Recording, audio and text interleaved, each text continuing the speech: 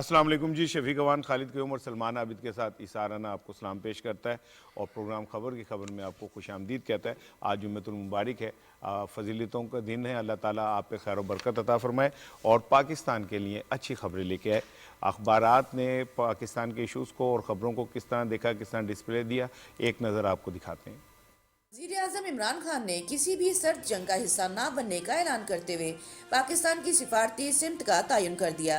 एक पुरअमन और खुशहाल जनूबी एशिया कॉन्फ्रेंस से वज़ीर-ए-आज़म का खिताब आज के तमाम कौमी अखबारात की सुर्खी है। रोजनामा पाकिस्तान की सुर्खी के अल्फाज हैं, पाकिस्तान जल्द खित्ते का अहम और लीडर मुल्क बन जाएगा। वज़ीर-ए-आज़म इमरान खान। रोजनामा जंग ने वज़ीर-ए-आज़म के खिताब से इन अल्फाज का चुनाव किया। सर्द जंग का हिस्सा नहीं बनेंगे, अमेरिका चीन की कशीदगी कम करने की कोशिश करेंगे। वजीर आजम इमरान खान। वजीर आजम के बयान को रोजनामा एक्सप्रेस ने कुछ इस अंदाज से पेश किया, अमेरिका चीन सर्द जंग का हिस्सा नहीं बनेंगे, वजीर आजम इमरान खान। रोजनामा दुनिया की सुर्खी के अल्फाज हैं, दुनिया सर्द जंग की तरफ जा रही है, अमेरिका चीन के फासले कम करना चाहते हैं, वजीर आजम इमरान खान। रोजनामा नवाए वक्त की सुर्खी के अल्फाज हैं, दुआ है भारत में मुज़ाकरात से मसाइल हल करने वाली हुकूमत आए, वजीर आजम इमरान खान। इंग्लिश अखबार डॉन की लीड स्टोरी है, टॉक्स विद बीजेपी, लारेनिया not possible says PM. Daily Times की टॉप स्टोरी के अल्फाज हैं, Pakistan won't become part of any cold war. Express Tribune की मेन स्टोरी है, no intention to enter bloc politics PM. The news ने भी वज़ीर आज़म के बयान को ही हाईलाइट किया, wants join a new cold war PM Imran Khan. The nation की हेडलाइन स्टोरी है, Pakistan will not be part of any bloc amid US China cold war says PM. जी, ये थे अहम खबरें और अब एक नज़र डालते हैं रनडाउन पे। वज़ीर आज़म इमरान खान ने अमेरिका चीन सालिसी की पेशकश कर दी।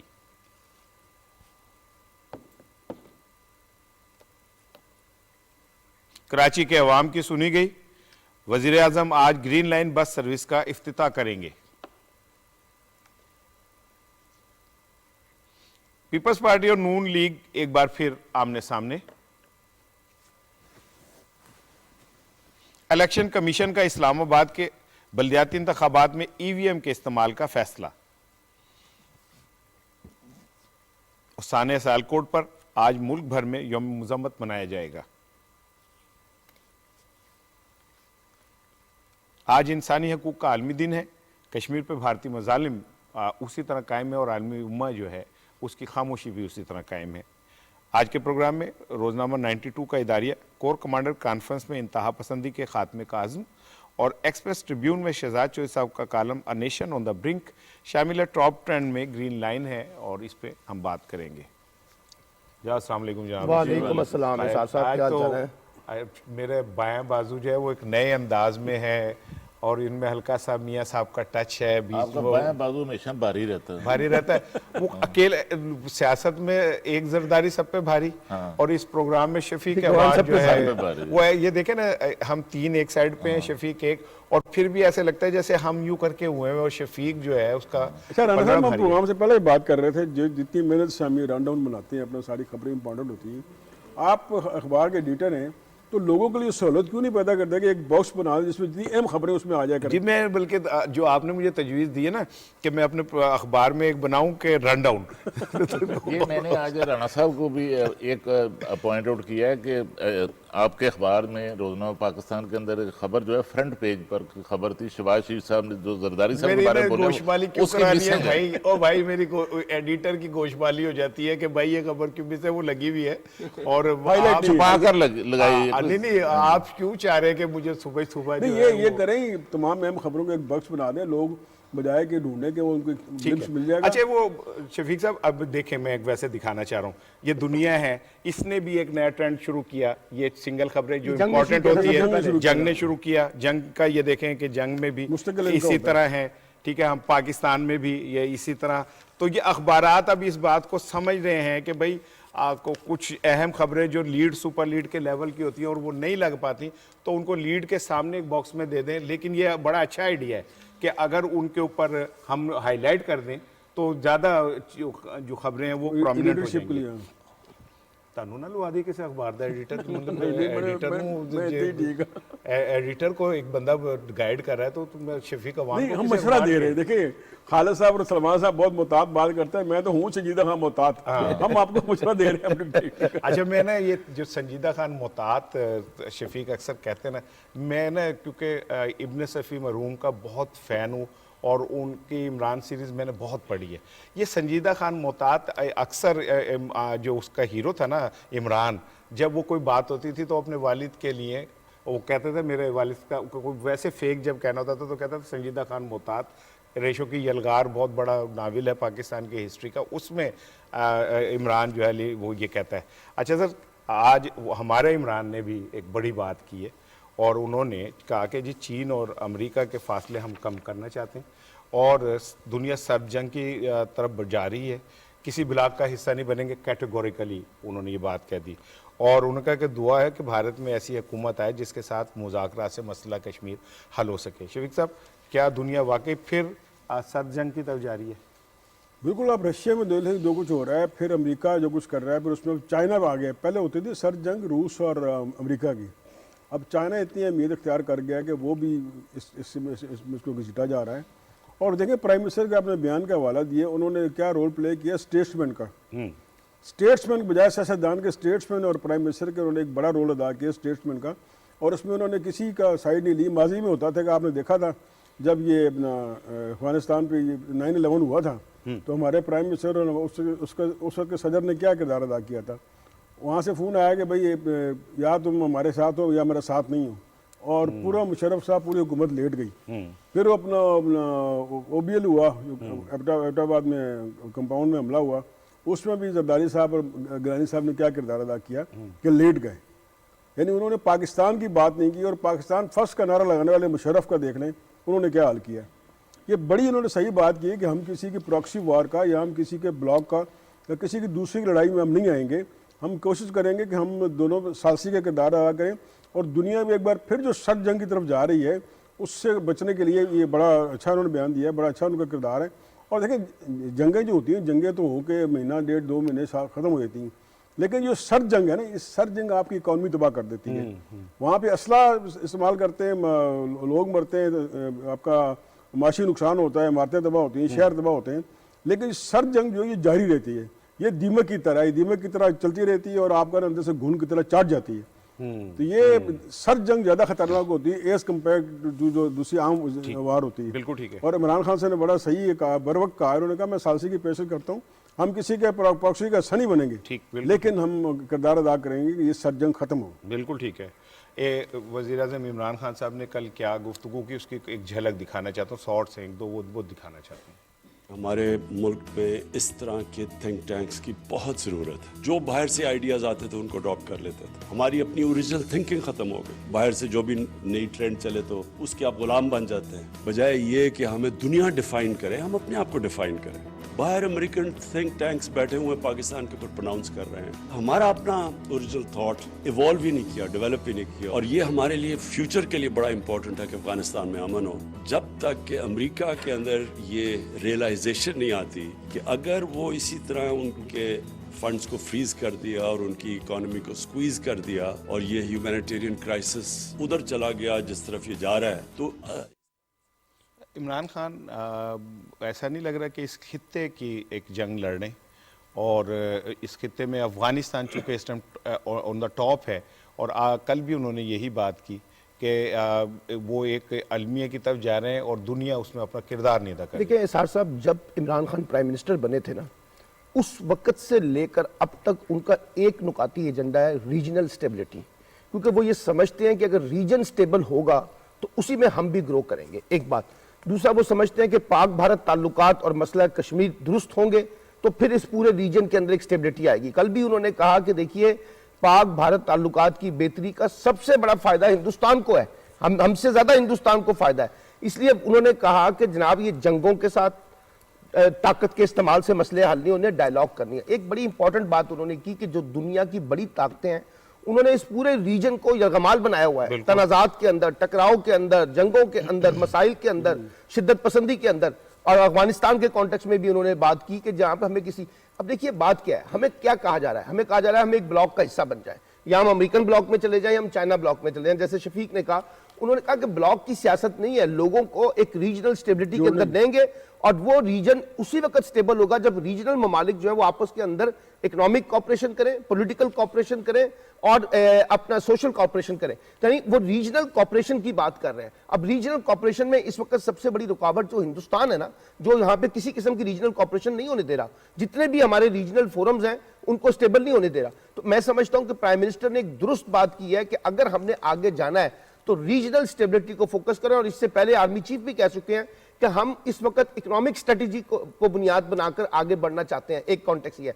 कल एक उन्होंने मीडिया के कॉन्टेक्स्ट में भी बात की है, वो बहुत इंपॉर्टेंट पॉइंट है कि हमारा मीडिया नेशनल इंटरेस्ट जो है उसके मुकाबले में बहुत फ्रोही किस्म के मसाइल में उलझकर पाकिस्तान का पोर्ट्रे इस अंदाज से पेश करता है जिससे वो जो हमारा तस्वीर जो वो दुरुस्त गलत रही जाती है। और साथ साथ उन्होंने कहा कि दुनिया पाकिस्तान को इस तरह से टारगेट करती है जैसे Pakistan is the worst country. अभी उन्होंने एक हवाला दिया न्यूज वीक के अंदर जहां आया Pakistan is the worst country in the world. अब उन्होंने कहा ये एक खास माइंडसेट है, इसीलिए उन्होंने कहा कि पाकिस्तान में इस तरह के थिंक टैंक्स होने चाहिए जो रीजनल स्टेबिलिटी के लिए काम करें, जो पाकिस्तान के अंदर जो पॉजिटिव चीजें हैं उसको हाईलाइट करें। लेकिन हमारा मीडिया सवाए नेगेटिविटी के हवाले से कुछ नहीं कर रहा। तो मेरा ख्याल है कि एक अच्छी डिबेट है जो उन्होंने जनरेट की है पाकिस्तान के कॉन्टेक्स्ट में और रीजनल स्टेबिलिटी के कॉन्टेक्स्ट में, कि अगर ये दोनों मिलकर काम करें तो हम रीजन के अंदर ज्यादा स्टेबल हो सकते हैं और उसका फायदा हमारे साथ साथ दूसरे मुल्कों को भी होगा। बिल्कुल ठीक है। अच्छा वज़ीर, कल उन्होंने एक और बात की कि पाकिस्तान जो खित्ते का एक अहम लीडर बन सकता है। आप समझते हैं कि पाकिस्तान इस वक्त जिस हालात का शिकार है, हम फाइनेंशियल एक क्राइसिस से गुजर रहे हैं, इसमें भी हम इमर्ज करके और एक खित्ते का जो है लीडर बन सकते हैं? देखिए कि ये जो वज़ीर-ए-आज़म इमरान खान साहब ने जो फैसला किया, ये दो फैसले किए हैं। एक तो एक रोज़ पहले जो अमेरिका के अंदर जो जमहूरियत की कॉन्फ्रेंस हो रही है उसमें जो पाकिस्तान ने ना जाने का फैसला किया है, वो दरअसल हमने जो चीन के साथ हमारे तल्लुकात हैं उनकी बुनियाद पर हमने चीन के मौक़िफ़ की जो है वहाँ पर हमायत की है। और दूसरा हमारी जो तरक्की और इकनॉमिक डेवलपमेंट है वो इस वक्त जो है वो उसका बेस सी पैक है और सी पैक तो चीन के साथ जुड़ा हुआ है। तो इसलिए हम किसी भी ना तो किसी ऐसे ब्लॉक में जा सकते हैं जहाँ पर जो है चीन के साथ हमारे तल्लुकात पर ज़्यादती हो। दूसरा मैं आपको बताऊँ शफीक साहब, दूसरा मैंने कह दिया, गलती से कह दिया, तो असल में ये है कि ये जो अमेरिका और चीन के दरमियान सर्द जंग जारी है, इसके पसे पर्दा दरअसल इकोनॉमिक वार जो है वो चल रही है। और इस वक्त मैं आपको बताऊं कि चीन जो है पूरी दुनिया के अंदर जो मार्केट्स हैं वो कैप्चर कर रहा है। और चीन की जो सिर्फ नवंबर के दादोशुमार अगर आप देखें तो नवंबर में एक माह के दौरान जो है 325 बिलियन डॉलर की उनकी जो है वो एक्सपोर्ट है। और इसी तरह जब रशिया के साथ सर्द जंग जारी थी अमेरिका की, तो उस वक्त भी इकोनॉमिक वार थी और उस वक्त रशिया की जो प्रोडक्ट्स थी वो पूरी दुनिया के अंदर इसी तरह चाइना की तरह जो है अब वो उस वक्त जो है वो चल रही थी। तो असल में ये इकोनॉमिक वार, और वज़ीर-ए-आज़म पाकिस्तान ने बड़ा ही अच्छा फैसला किया है कि माजी में जिस तरह हम सर्द जंग में रूस के साथ, सर्द जंग में अमेरिका के साथ खड़े हुए और उसकी कीमत हम आज तक अदा कर रहे हैं। बिल्कुल ठीक है। अब हमारे साथ अमजद शुएब साहब, लेफ्टिनेंट जनरल अमजद शुएब साहब हैं। अस्सलाम वालेकुम सर। जी वालेकुम अस्सलाम। सर हम बात कर रहे हैं, कल वज़ीर आज़म ने जो इस्लामाबाद में खिताब किया और उनका कि हम किसी सर्द जंग का हिस्सा नहीं बनेंगे, बल्कि उन्होंने डायरेक्टली ये कहा कि चीन और अमेरिका के दरमियान हम सालसी का किरदार अदा कर सकते हैं। क्या पाकिस्तान में इतनी पोटेंशियल है, आप समझते हैं कि हाँ हम ये कर सकते हैं? बिस्मिल्लाहिर्रहमानिर्रहीम। देखिए तारीख तो यही बताती है, एक वक्त पे हेनरी किसिंजर का विजिट कराया था चाइना का और उस वक्त पाकिस्तान ने चाइना और अमेरिका को करीब लाने के लिए एक रोल अदा किया था। सही। कुछ थोड़ा बहुत रोल अब आज भी हम अदा कर सकते हैं, लेकिन बेसिक अंडरस्टैंडिंग तो दोनों मुल्कों ने खुद अपने अंदर पैदा करनी होती है, क्योंकि कॉम्प्लेक्स इश्यूज हैं और गलतफहमियां भी होती हैं और बहुत सारे ऐसी पाबंदियां, जैसे अमेरिका के अपने इल्जाम वगैरह लगते रहे चाइना पे प्रोप्राइटी राइट्स के बारे में, और बेसिकली तो माशियात से रिलेटेड ही है। चाइना मिलिट्री थ्रेट तो नहीं है उनको, और चाइना डेफिनेटली एक तो अमेरिका के साथ वैसे दुश्मनी चाहता, दूसरे कंटेनमेंट जो है चाइना की वो करना चाहते हैं, उससे वो डेफिनेटली परेशान है। तो ये तो इशू है इतने कॉम्प्लिकेटेड कि ये हम उनको सेटल नहीं कर सकेंगे, करेंगे वो खुद ही आपस में। पाकिस्तान एक अंडरस्टैंडिंग जरूर डेवलप कर सकता है जहां इनकी मीटिंग्स अरेंज की जा बिल्कुल सके ठीक, या बिल्कुल इनको, ठीक तो है। ये एक छोटा रोल है लेकिन बासूरत एक पॉजिटिव रोल है जो कि अदा बिल्कुल ठीक करने है के लिए। सर, अगर ये छोटा रोल भी इस वक्त अगर ले लिया जाए तो जाहिर है पहला कदम ही चलता है ना, फिर उसके बाद पहला कदम किसी मंजिल की तरफ चलता है तो मंजिल सामने आती है। फिर वजीर आजम ने कल एक बात की कि पाकिस्तान खित्ते का लीडर बन सकता है, तो पाकिस्तान में इतनी पोटेंशियल तो है, वो अफगानिस्तान को भी रिप्रेजेंट कर रहा है आलमी सतह पे, चीन की भी बात कर रहा है, ईरान के साथ भी कल एक नई राहदारी पाकिस्तान ने खोली है। तो पाकिस्तान मासवाए इंडिया के उसमें भी वजीर आजम ने कहा है कि अगर वहाँ पे आरएसएस मेंटेलिटी से बाहर की हुकूमत आती है तो मुज़ाकरात हो सकते हैं। तो पाकिस्तान के पास चांस तो बहुत बड़ा है कि वो इस खित्ते को का तर्जुमान के तौर पे सामने आए। देखिए हमारा मसला सिर्फ इस वक्त एक ही है, एक तो अंदरूनी हमारी अपनी इकोनॉमी माशियात, जिसकी वजह से हम दूसरों के सामने उस तरह बाइज्जत तरीके से खड़े नहीं हो सकते। दूसरी तरफ हमारी जो इस वक्त प्रॉब्लम है वो ये है कि अमेरिका टोटली चाइना फोकस्ड है और हमें वो उसी लेंस से देखता है। अगर चाइना के साथ अंडरस्टैंडिंग उनकी कुछ हो जाती है और वो कंटेनमेंट वगैरह का किस्सा जो है वो खत्म करना शुरू कर देते हैं तो फिर पाकिस्तान के लिए ऑप्शंस और अपॉर्चुनिटीज बहुत ज्यादा है। बिल्कुल ठीक अभी सर। वो अमेरिका का झुकाव जो है वो इसकी इंडिया की तरफ है सिर्फ इसी वजह से कि चाइना की कंटेनमेंट पॉलिसी है। ठीक सर, थैंक यू सर। यही कह रहा है कि ये खत्म होनी चाहिए बहुत शुक्रिया। और आपस में अंडरस्टैंडिंग। जी सर, शुक्रिया, थैंक यू सर। राणा साहब, सर जंग की बात हो रही है पूरी दुनिया, इमरान खान साहब ने भी कहा और अपना जनरल साहब ने भी पॉइंट आउट किया और न्यूज़ भी देख लें, वाशिंगटन पोस्ट देख लें, सारा इसका जिक्र करते हैं। और जब पाकिस्तान और भारत की बात आती है वो कहते हैं कि दो न्यूक्लियर नेशंस हैं, ये किसी वक्त भी वहाँ पे ये बम फट सकता है। तो इस तरफ कोई तवज्जो नहीं देता। उस वजह से अवाम जो वो मुतासर हो रहे हैं, दोनों मुल्क की इकॉनमी मुतासर हो रही है। और आज इमरान खान साहब ने भी कहा है कि जो मौजूदा हुकूमत है इंडिया में उनसे मुज़ाकरा की तवक्को नहीं है। तो क्या दुनिया को इस तरफ तवज्जो नहीं देनी चाहिए कि बाकी सर जंग भी है और सबसे बड़ी सर जंग तो यहाँ पे है, जो किसी भी लावा फट सकता है। बिल्कुल ठीक है। अच्छा, मैं ना ईमानदारी से बताऊं कि जो सर जंग है ना, मेरे लिए बड़ा ये इसमें एक फैंटेसी है। किसी दौर में जब हम बड़े हो रहे थे और सर जंग जारी थी तो हमारे अंदर का एक वो सोशलिस्ट वो जिंदा था और हम कहते थे कि हम सरमायादारों को ऐसे कर देंगे और ऐसे कर देंगे। फिर बाद में हमें आराम आ गया, इलाज करा लिया हमने अपना। लेकिन ये कि वो उस सर जंग के हवाले से एक फैंटेसी तो हमें मौजूद है। और वो सर जंग पहले रूस और अमेरिका में थी, अब रूस और चीन में है। लेकिन एक बात देखें, मैं उस बात को वजीर आजम की कल की एक बात से जोड़ रहा हूँ कि जो हमारा दानिश्वर है, उस सर जंग ने ना दानिश्वर बड़े पैदा किए, ठीक है ना। फैज साहब उभर के उसी दौर में सामने आए। फिर आप क्या कहते हैं, उसकी माँ पढ़ लें मैक्सिम गोर्की की, रूस ने जो अदब तख्लीक किया उस दौर में, उसने जहन साजी की। आज पाकिस्तान का जो एक अलमिया है शफीक साहब, कि हमारा जो दानिश्वर है, अनफॉर्चुनेटली हमारे मुआशरे में दानिश्वर का जो जगह है ना वो ख़त्म हो चुकी है। दानिश्वर की जगह पे भड़क मारने वाला और अवामी अंदाज में गाली देने वाला और ओए तोए करने वाले को हम समझते हैं ये बहुत बड़ा दानिश्वर है। मेरा सवाल था कि भारत की जो पाकिस्तान की सर जंग है इस तरफ कोई तवज्जो नहीं देता। मैं वो उसका अर्ज करना चाह रहा हूँ कि ये तो तब ख़त्म होगी जब दोनों तरफ के दानिश्वर एक नैरेटिव डेवलप करेंगे और अवाम को इस बात पे लेके आएंगे कि ये जंगें हमारे मसाइल का हल नहीं है, अनटिल अनलेस दोनों हम क्या कहते हैं एटमी कुव्वत है। और जिस दिन याद है आपको कि पाकिस्तान और इंडिया के दरमियान थोड़ी टेंशन हुई थी, तो उस रात में पढ़ रहा था कि दुनिया के बेशतर ममालिक के जो सरबराहान थे वो सोए नहीं थे, क्योंकि ये खाली ऐसा नहीं है खुदा ना खास्ता कि कोई पाकिस्तान और इंडिया में होगा, ये पूरी दुनिया के ऊपर इफेक्ट करेगा। छोटी सी बात आपको जो भी शफीक आपने उठाई है ना, दोनों मुल्कों के दरमियान, मैं हिंदुस्तान का मीडिया भी मॉनिटर करता हूँ। वहाँ तो देखिए सवाए पाकिस्तान दुश्मनी और मुस्लिम दुश्मनी के अलावा कुछ नहीं है।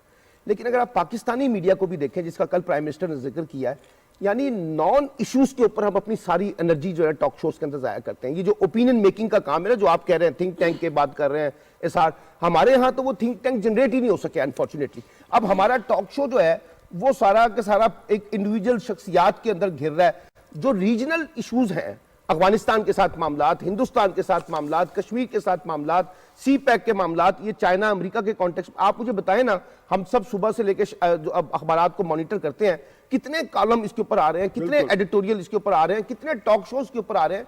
तो कैसे ये ओपिनियन मेकिंग होगी जो प्राइम मिनिस्टर जिस बात पे फोकस कर रहे हैं। तो मैं तो कहता हूं, देखिए, हिंदुस्तान के मीडिया को भी पाकिस्तान दुश्मनी और मुस्लिम दुश्मनी से बाहर निकलना है, और पाकिस्तानी मीडिया के लोगों को भी यह समझने की जरूरत है कि जो नॉन इश्यूज के अंदर हम लोगों को उलझा रहे हैं, डिवाइड कर रहे हैं, चाहे वो मजहबी बुनियादों पे, चाहे सियासी बुनियादों पर, उससे बाहर निकले, जो असल इश्यूज है उनके ऊपर लेके आए।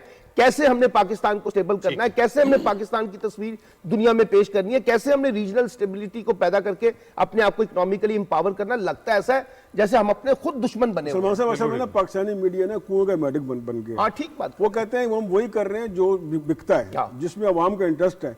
भाई, अवाम का इंटरेस्ट आपने पैदा करना है। अगर आप सियासी लड़ाइयाँ, उसने ये कहा, उसने वो कहा, उसने उसको गाली दी, ये अगर करते रहेंगे तो लोग तो उसको पसंद करेंगे। और आपने डायरेक्शन सेट करनी है, मीडिया ने उस पर हम चल। अनफॉर्चुनेटली शफीक साहब, एक बार हो क्या रहा है, हमारे यहाँ दानिश्वर उसे समझा जाता है जो अपनी गुफ्तगू के अंदर 3-4 इंग्लिश, टॉलस्टॉय ने ये कहा था, और उसने जो दानिश, जो विजडम थड़े से डेवलप होती है ना, वो विजडम बड़ी प्योरिटी के साथ होती है। जो हमारा आज का सो कॉल्ड दानिश्वर है, जो इंग्लिश मीडिया और अमेरिकन मीडिया से चीज़ें लेके जगाली करके और यहाँ पे आके वॉमिट कर देता है, और वो समझता है कि वो बहुत वो है। जो पाकिस्तानी दानिश्वर नीचे से, ग्रास रूट लेवल से अवाम के मसाइल को जानता हुआ निकलेगा, वही असल दानिश्वर है जो अवाम की तर्जुमानी कर सकता है। राणा साहब, ये दोनों जो सर्द जंग लड़ी गई हैं, बदकिस्मती से हमारे खित्ते में लड़ी गई हैं। रशिया के साथ जो सर्द जंग थी और अब चाइना के साथ, और इसका सबसे ज्यादा जो नुकसान हुआ है वो पाकिस्तान को हुआ है कि पाकिस्तान के साथ जो इस खित्ते के अंदर जो तनाजात थे, उसकी हमें जो है वो भारी कीमत अदा करनी पड़ी है, वो हल नहीं हो सकता। बिल्कुल। सेनेटर मोहसिन अजीज साहब हमारे साथ लाइन पे मौजूद हैं। सर, बात हो रही है कि पाकिस्तान इस खित्ते में क्या किरदार अदा कर सकता है, और हमारे हालात को सामने रखते हुए आप समझते हैं कि हम कोई किरदार अदा कर सकते हैं?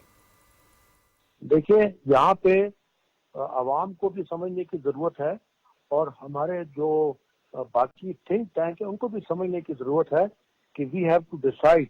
कि एक बात ये कि हमने हमेशा यही सुना है कि जिस वक्त भी किसी हुकूमत का कोई जो है थोड़ा सा लर्जिश आती है, प्राइम मिनिस्टर को किसी तरीके से कोई तकलीफ आती है, तो जहाज में बैठते हैं, वो अमेरिका पहुंच जाते हैं, और वहां पे अपनी एक्सटेंशन, और वहां से जो है अपनी जो है जो कि लेजिटिमेट है या इलेजिटिमेट है, जो टेन्योर है उसको बढ़ाने की कोशिश करते हैं।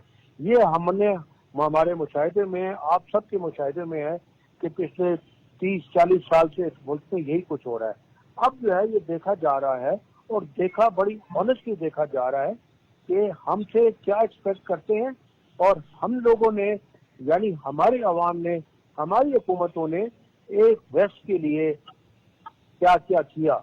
आपके सामने है, हम सबके सामने है कि हमने क्या कुर्बानियां दी, और उसके बाद जिस वक्त किसी का मतलब निकल गया, उन्होंने हमारे साथ क्या किया।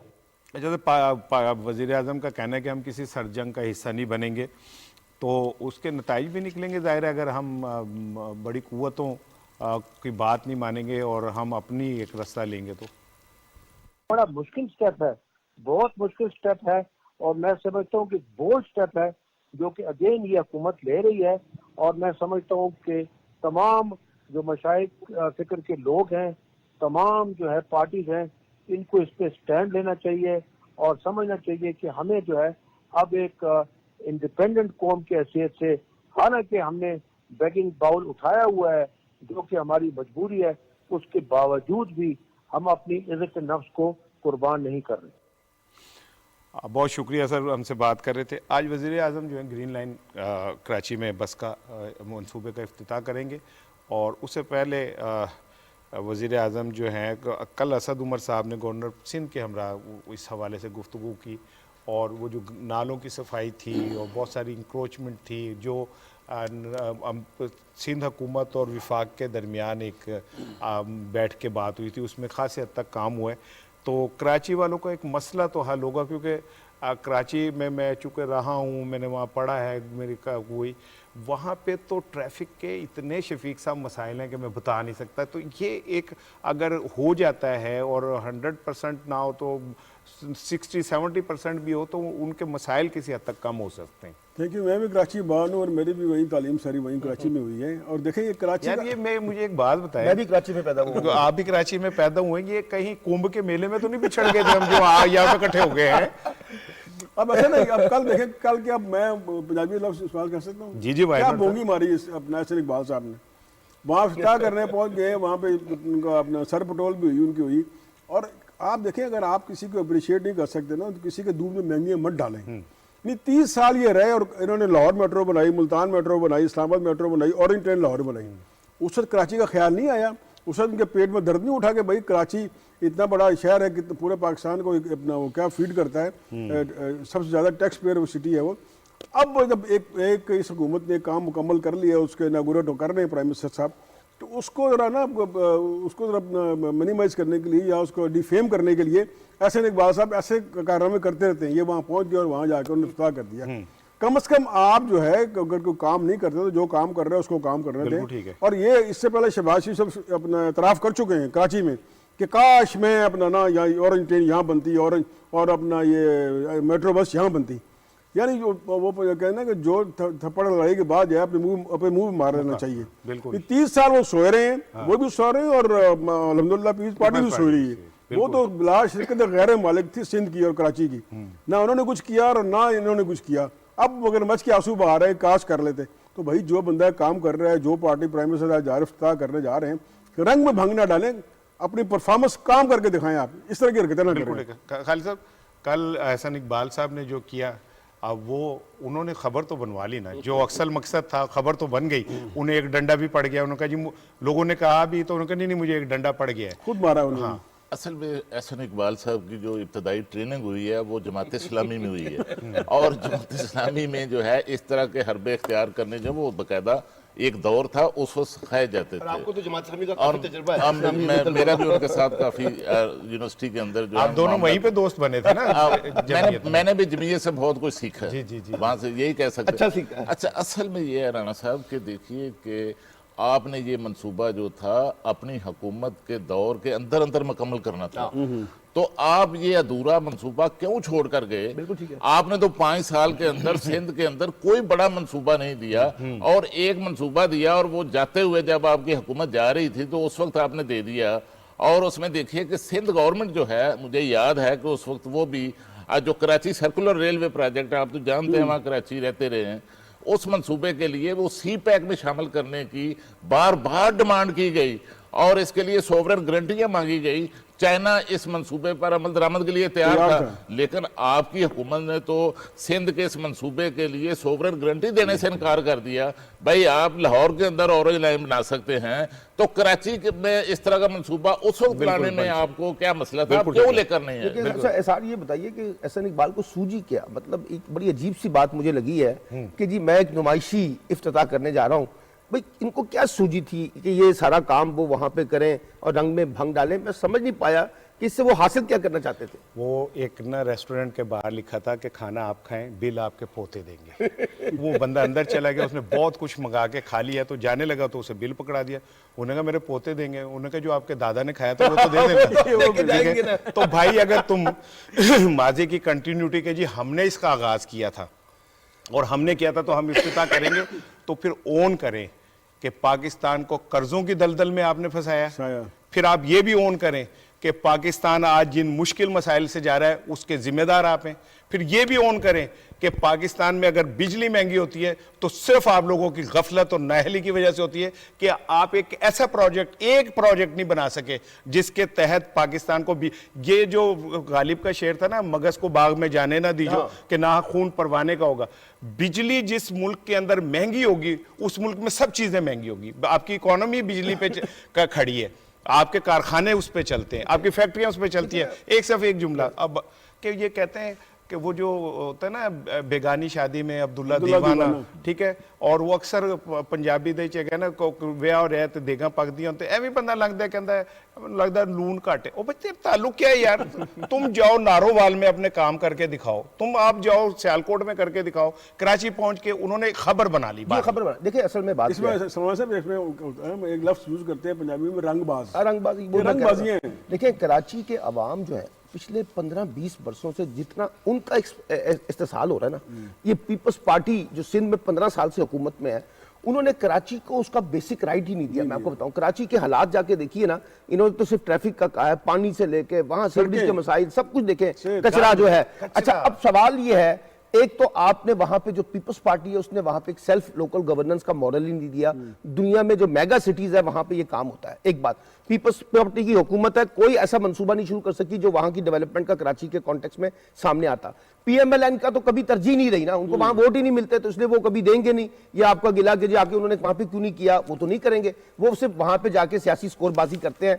एक बात देखने की जरूरत है कि जब हम कहते हैं ना कि ये प्राइम मिनिस्टर ने इनिशिएटिव लिया, प्राइम मिनिस्टर जाके उसको इफ्तिताह कर रहे हैं, इसलिए देखिए कि कराची ने उनको मैंडेट दिया है, सबसे ज्यादा सीटें उनको वहां से मिली है, इसलिए कराची के अंदर अगर उनके इतने एमएनए हैं और अगर ये वो इनिशिएटिव ना लें और वफाक जो है ये सिंध को सारा छोड़ दे, कराची को सूबाई हुकूमत के मातहत, अभी आपके सामने जो लोकल गवर्नमेंट एक्ट आया उन्होंने जितने इख्तियारात थे वो भी वापस ले लिए हैं। तो मैं समझ रहा हूं कराची को बदकिस्मती से ये दो बड़ी सियासी जमातों की जो महाजर आई थी ना, उसकी एक बड़ी भारी कीमत अदा करनी पड़ी है, और उसका नतीजा ये है कि कराची के मसाइल जो है वो सबसे ज्यादा सीरियस हो गए। ये सलमान, जो ये इन दोनों हुकूमतों ने जो कराची के अंदर जो मंसूबे नजरअंदाज किए, वो पीटीए की हुकूमत अब उनको मुकम्मल कर रही है। ये कराची सर्कुलर रेलवे का मंसूबा भी मुकम्मल किया, और अभी सबसे बड़ा जो मंसूबा है कराची का, जो मसला पानी का मसला है, वो K4 मंसूबा जो वो भी 2023 में जो 26 करोड़ जो गैलन पानी है वो भी कराची को जो है मिलना शुरू हो जाएगा, और नाले जो है वो जो है उनकी सफाई जो है वो भी करवाई जाएगी। साहब ये देखें कि अवाम जो किसी को माफ नहीं करते।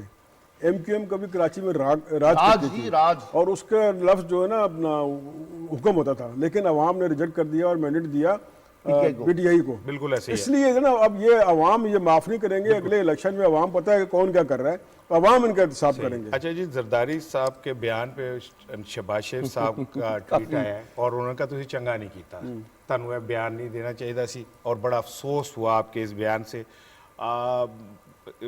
नवाज शरीफ और जरदारी साहब की जो मोहब्बत, लव एंड हेट है, वो कुछ छुपा हुआ नहीं है, लेकिन इसके बावजूद खालिद साहब क्यों ज़रूरत पेश आई जरदारी साहब को ये बयान देने की कि जो लोग बाहर हैं और उनके सारे स्टेक्स बाहर हैं, उनका पाकिस्तान से क्या ताल्लुक है? देखिए राणा साहब, आपने सुना होगा कि आसिफ अली जरदारी को मुफाहमत का बादशाह कहते थे, और नून लीग के साथ जो मुफाहमत को फ़रोग दिया था, बुनियाद रखी थी, वो आसिफ अली जरदारी ने रखी थी।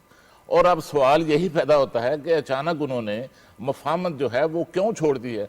मुफाहमत सब कुछ देख कर छोड़ना पड़ी है कि जब उन्हें देखा कि 2018 के इंतखाबात के अंदर उनको किसी हल्के के अंदर, लाहौर के अंदर 1000 वोट मिलता है, किसी में 2000 वोट मिलता है, 3000 से ज़्यादा वोट नहीं मिला किसी हल्के के अंदर। तो अब जब उनको हल्का NA 133 के अंदर जब उन्हें रिजल्ट मिला है, नतायज मिले हैं, वोट मिले हैं, तो अब उनको ये साबित हो गया है कि नून लीग के साथ अगर हम मुफाहमत रखेंगे तो हमें अगले 2023 के इलेक्शन में भी हम इसी तरह फारग हो जाएंगे। लिहाजा इस वजह से उन्होंने एक मैसेज जो है वो दिया है, आवाम के अंदर भी दिया है, वोटर के अंदर भी दिया है कि हमारी जो अगली सियासत होगी वो मुफाहमत की नहीं होगी नून लीग के साथ, नून लीग को वो हदफ बनाएंगे अगले इलेक्शन। अच्छा शफीक साहब, इतलात क्या खालिद क्यों ने बताया कि जरदारी साहब ने बिलावल साहब पे नाराज़ हुए कि भाई आप पंजाब का रुख क्यों नहीं कर रहे, लाहौर क्यों नहीं जा रहे, अब वो आ रहे हैं, जश्न भी मनाया जाएगा।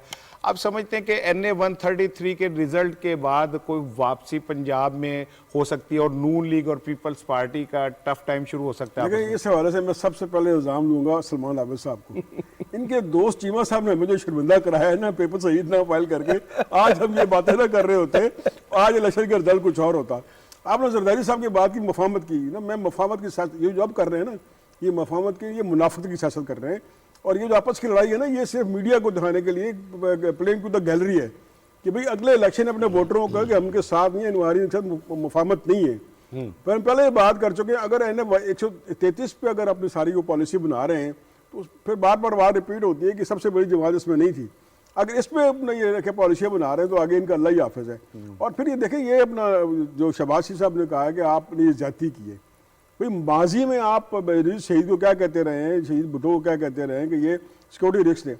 आज जो बात दोहराई है अपना जरदारी साहब ने कि ये मुल्क के लिए सिक्योरिटी रिस्क है, गो कि बड़ा इल्ज़ाम है, ऐसा इल्ज़ाम लगाने नहीं चाहिए। सियासत में को सियासत की तरह खेलना चाहिए या उस तरह प्ले करना चाहिए। इतना बड़ा इल्ज़ाम लगा दिया सिर्फ किस लिए कि मैं अपने वोटरों को, भाई मेरी इनसे कोई मुफाहमत नहीं है, मैं इनका मुखालिफ हूँ। अब देखिए ये दो पार्टियाँ थी ना, ये इन दोनों का आपस में हेट एंड लव रिलेशन था। यानी वो अपना एक दूसरे को गालियाँ दे के लोगों के लूर कराते थे, लोगों को कन्विंस कराते थे कि हम इनके खिलाफ हैं, ये अपना एंटी स्टेट है, और वो मुस्लिम लीग नून कहती थी ये एंटी स्टेट है। तो ये लड़ाई होती रही, और जब ये तीसरी पार्टी पीटीआई आई तो वो शुक्र है हम उससे हम बाहर निकले कि भाई ये कोई और ऐसी पार्टी जो डिलीवर कर सकती है, उन दोनों पार्टियों को उन्होंने आउट कर दिया है। लेकिन जरदारी साहब और आपके जो हैं तलाल चौधरी का दो दिन बयान देख लें, हम उसको दोहरा नहीं सकते। नहीं वो तो फिर आप देखें ना अपना, जब जरदारी साहब ने कहा कि भाई नवाज शरीफ साहब आप यहाँ आए, स्ट्रगल हम कर रहे हैं, जेलें हम काटे हैं, नयाब हम फेस करें, आप वहाँ लंदन की हवा में बैठे हुए हैं, तो ये ऐसा नहीं चलेगा। तो ये अब अपना और ये जंग आगे बढ़ेगी। ठीक है सलमान, जो याद होगा आपको पीडीएम का एक इजलास हुआ था जिसमें जरदारी साहब ने भी खिताब किया था।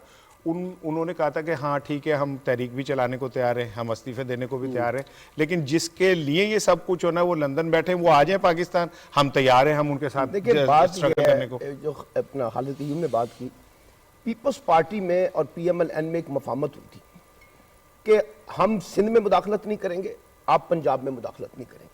उसका नतीजा ये मिला कि सिंध में मुस्लिम लीग यतीम हो गई और पंजाब में पीपल्स पार्टी यतीम हो गई।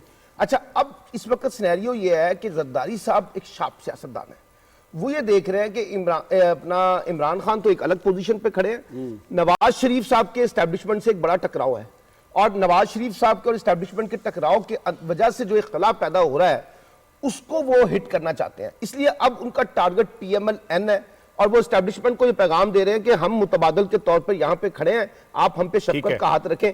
अब सवाल ये है कि देखिए जरदारी साहब और नवाज शरीफ साहब, अब PMLN मुश्किल में फंस गई ना। PMLN पहले पीपल्स पार्टी से एंजॉय कर रही थी मफाहमत की सियासत के ऊपर, अब उसको लगा कि एक तरफ हमारी मुश्किल जो है वो इमरान खान है, दूसरी तरफ हमारी मुश्किल जो है वो जरदारी साहब भी बनने की कोशिश कर रहे हैं।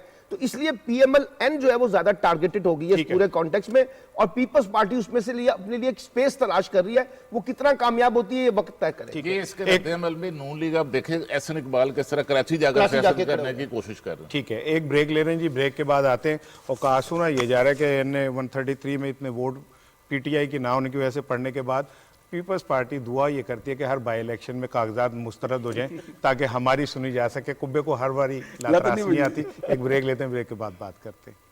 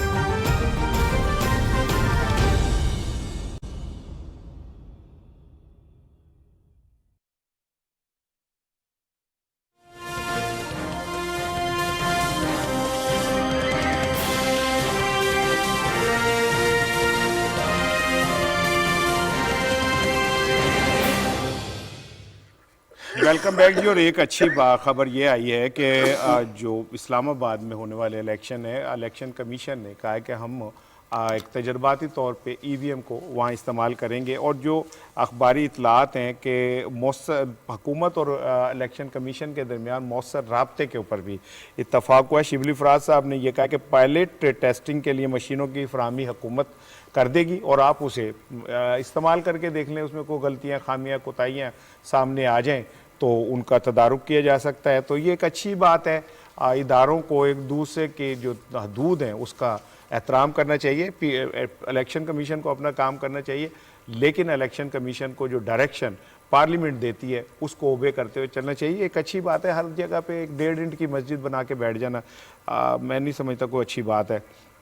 बाकी कोशिश कर रहे हैं हम कि कंवर दिलशाद साहब से बात हो जाए, लेकिन I need your short comment. 1 minute, Kanwar साहब आ गए इस लाइन पे, जो है उनसे बात करें। कंवर साहब अस्सलाम वालेकुम। वालेकुम सलाम। कंवर साहब, हमारी खुशकिस्मती है कि पाकिस्तान में इलेक्शन कमीशन पे गुफ्तगू करने के लिए आपके अलावा कोई बंदा और नहीं मौजूद। तो बहुत मेहरबानी। तो पूछना ये था कि इलेक्शन कमीशन ने एक मस्बत रद्द-ए-अमल दिया है और इस्लामाबाद के जो इलेक्शन है वो ईवीएम पे कराने के ऊपर उन्होंने रजामंदी जाहिर की है। आप समझते हैं कि आगाज तो हो ना किसी चीज का? देखा जी, असूरी तौर पर इलेक्ट्रॉनिक वोटिंग मशीन का इस्तेमाल जो है वो दौर जदीद में बड़ी अहमियत का हामिल है। तो अब ये इलेक्शन कमीशन ऑफ पाकिस्तान ने अपने तमाम तफाजात जो है वो आहिस्ता आहिस्ता वो खत्म होते जा रहे हैं और उन्होंने इसका पायलट प्रोजेक्ट के तौर पर जो इस्लामाबाद के मेयर का इंतखाब जो करवा रहे हैं और इसके तकरीबन 3900 इलेक्ट्रॉनिक वोटिंग मशीन हासिल करने के लिए उन्होंने मिनिस्ट्री ऑफ साइंस टेक्नोलॉजी को खत भी लिख दिया। ये बड़ा खुश आइन और मुस्बत और इनकलाबी कदम है। इनकलाबी कदम है। तो ये बताइएगा कि जो अखबारी इतलात हैं वो ये कि हुकूमत और इलेक्शन कमीशन में भी राब्ते हैं, बड़े हैं, और शिबली फराज ने ऑफ़र की है कि शिबली साहब ने कहा है कि आपको टेस्टिंग, पायलट टेस्टिंग के लिए जो मशीनें चाहिए वो हुकूमत प्रोवाइड करती है। तो ये तो अच्छी बात है। वो मशीनें लेके अपने तौर पे भी तो कहीं एक्सरसाइज हो सकती है उस पर। ये बहुत दुरुस्त फैसला किया। इसमें सबसे बड़ा अहम जो जाबदान क्रेडिट मुझे मालूम है वो शिबली फराज साहब ने बड़ा अहम रोल अदा किया। उन्होंने अपने इंतहाई खूबसूरती से, मकानों से, हलीम तबाह से गुफ्तगू करते हुए इलेक्शन कमीशन ऑफ पाकिस्तान को कायल कर लिया कि जनाब इस इलेक्ट्रॉनिक वोटिंग मशीन में जो आपके खदशात हैं वो महज एक आपने जो रिसर्च हासिल की है दुनिया भर के तमाम रिपोर्टों से उससे अखज की है, लेकिन ग्राउंड रियलिटी नहीं है ये। तो ग्राउंड रियलिटी ये नहीं है, इसमें कोई खतरात नहीं है, इसमें कोई टैंपरिंग नहीं है, इसके अंदर कोई भी चिप लगाने का या सॉफ्टवेयर तब्दीली करने के इम्कान नहीं है। बिल्कुल ठीक, बहुत शुक्रिया कंवर साहब। शिबली फराज साहब ने ये बड़ा अहम काम ठीक ठीक, बहुत शुक्रिया कंवर साहब। देखें, इससे हकदार को हक देना चाहिए। ईवीएम पे सबसे पहले जो काम किया था, जो शुरू किया था, फवाद चौधरी साहब ने किया था, उन्हीं के दौर में बनी थी, उन्हीं के दौर में सही हुआ, तो ड्यू क्रेडिट बिल्कुल ठीक है। बिल्कुल, फवाद साहब का और भी साइंस के जब वो वजीर बने तो उन्होंने बहुत इनिशिएटिव लिए, और मैं ये समझता हूँ उन्हें किसी कोई भी वजारत देते हैं वो वहाँ जाके बता देते हैं कि अगर हो जज्बा तामीर जिंदा तो फिर किस चीज की, बल्कि अगर उन्हें वजारत बेग महकमा में दिए जाए तो उसमें भी उनके जो सबसे नून लीग के अंदर बड़े मुखालफ हैं ख्वाजा मोहम्मद आसफ, उन्होंने भी पार्लियामेंट के फ्लोर पर एक बार कह दिया था कि अगर आप चौधरी फवाद हुसैन को समंदर की लहरें गिनने पर लगा दें तो वो लहरें भी गिन लेंगे, वो गिन लेंगे। लेकिन अगर ख्वाजा साहब को लगाया जाए ना तो वो उसमें से भी कुछ निकाल लेंगे, कमीशन निकाल लेंगे। अच्छा जी, सानिया सियालकोट के हवाले से आज मुल्क भर में यौम मुज़म्मत मनाया जा रहा है। उल्मा का ये बहुत तारीख़ी फ़ैसला है और उल्मा का एक बहुत तारीख़ी स्टैंड है, और आज पूरे पाकिस्तान में इस हवाले से नमाज जुमा के बाद इस पर बात भी होगी, और उल्मा की जानिब से मुझे गुमान है कि आज जो खुतबात हैं वो भी इस पे होंगे ताकि लोगों की जहर साजी हो सके। हमारे साथ मौजूद हैं अल्लामा ताहिर अशरफी साहब, वज़ीर आज़म के नुमाइंदा खुसूसी हैं। अल्लामा साहब, सानिया सियालकोट के हवाले से जो आज यौम मुज़म्मत मनाया जा रहा है, आप समझते हैं कि उल्मा को थोड़ा सा मिंबर व महराब से एक मैसेज देना चाहिए आम आदमी को कि वो कवानीन को समझें शरीयत के? बिस्मिल्लाहिर्रहमानिर्रहीम, नहमदुहु व नुसल्ली व नुसल्लिमु अला रसूलिहिल करीम।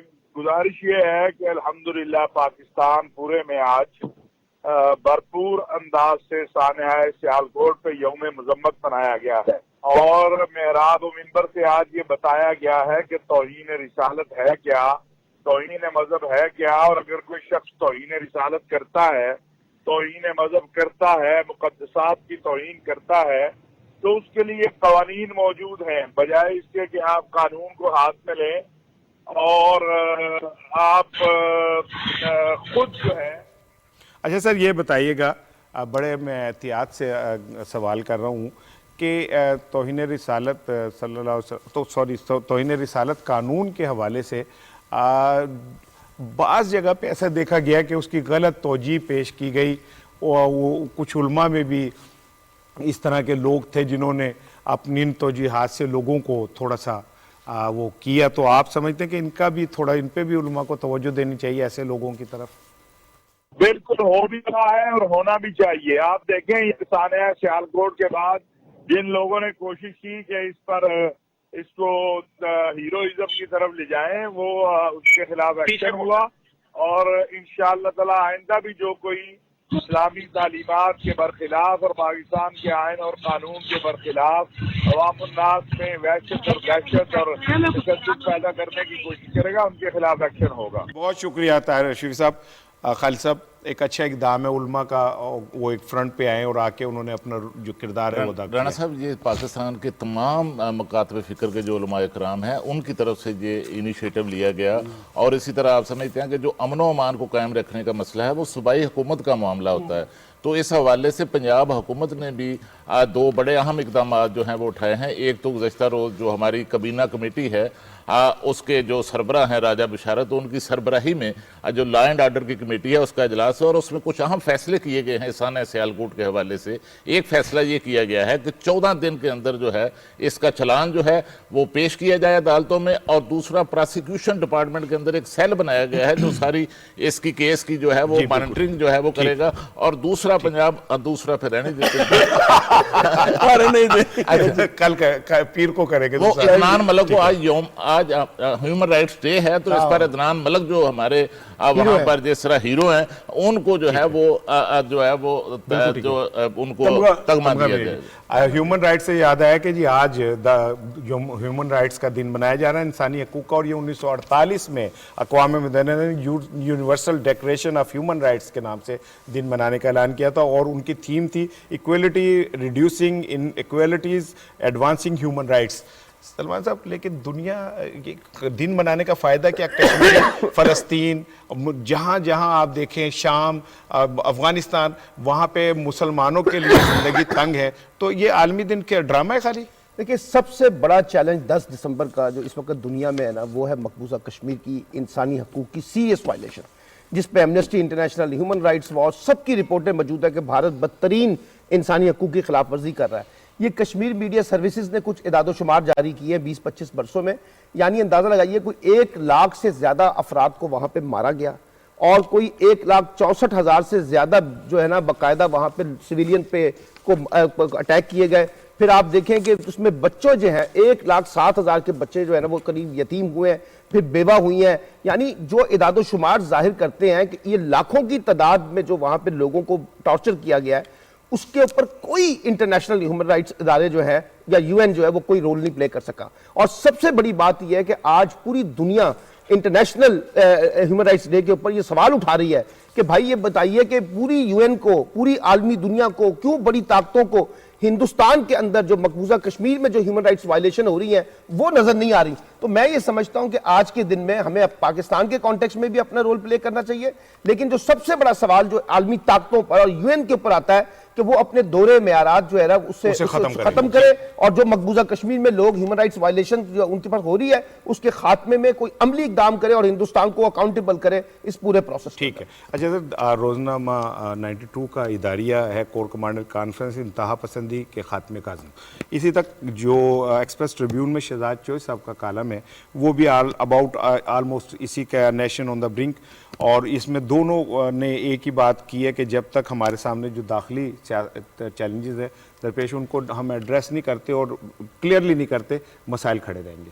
बिल्कुल जी, देखें कोर कमांडर कॉन्फ्रेंस में जो उन्होंने अपना ये आयदा किया है इंतहा पसंदी के खिलाफ, देखो फौज ठीक है, हम भी मुतासर हुए हैं, अवाम मुतासर हुए हैं, हमारी कौमी मुतासर हुई है, लेकिन जो डायरेक्ट इसकी विक्टिम थी ना ये इंतहा पसंदी की या टेररिज्म की, वो हमारी फौज थी। आप देखें ना पिछले अदवार में क्या होता रहा, हमारे आज भी हमारे फौजी शहीद हो रहे हैं, फ्रंट अपना आगे मार्च पे लड़ रहे हैं और वो इसका शिकार हैं।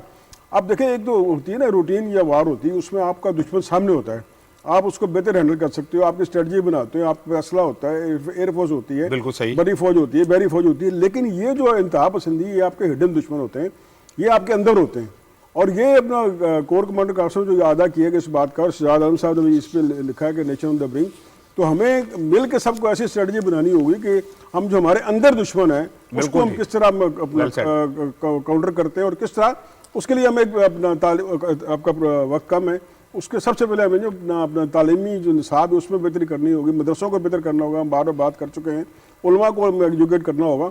तो इसमें में अगर ये कोर कमांडर फौज कोर कमांडर ने ये कॉन्फ्रेंस में बेड़ा उठाया है, हुकूमत को लेके आगे चले ताकि को मुस्बत हल की तरफ ठीक है, बिल्कुल ठीक है। आज के प्रोग्राम का वक्त ख़त्म हो रहा है जी, और सलमान ने जैसे कहा इंसानी हकूक़ के आलमी दिन के ऊपर आलमी उम्मा को एक बात समझनी चाहिए। रियाज शाहिद मरहूम की एक फिल्म थी ये अमन, उसका एक गाना था, जुल्म रहे और अमन भी हो, क्या मुमकिन है तुम्ही को, शाम में बच्चे मरें, अफगानिस्तान में बच्चे मरें, इराक में बच्चे मरें, मकबूजा कश्मीर में बच्चे मरें, फ़लस्तीन में बच्चे मरें, जेनोसाइड करें आप मुसलमानों की और उनकी नस्ल कशी करें और उनके ऊपर बम चलाएँ, उनका कत्लेआम करें, और फिर आप कहें कि दुनिया के अंदर इंसानी हकूक़ का दिन मनाया जाए, तो ये तो काबिल शर्म बात है। आलमी उम्मा को ये समझना पड़ेगा कि अगर दुनिया में अमन चाहते हैं तो सबसे पहले अपनी जो सफ़े हैं वो ठीक करें और अपने अमाल ठीक करें, फिर ही दुनिया में अमन कायम होगा। अस्सलाम वालेकुम।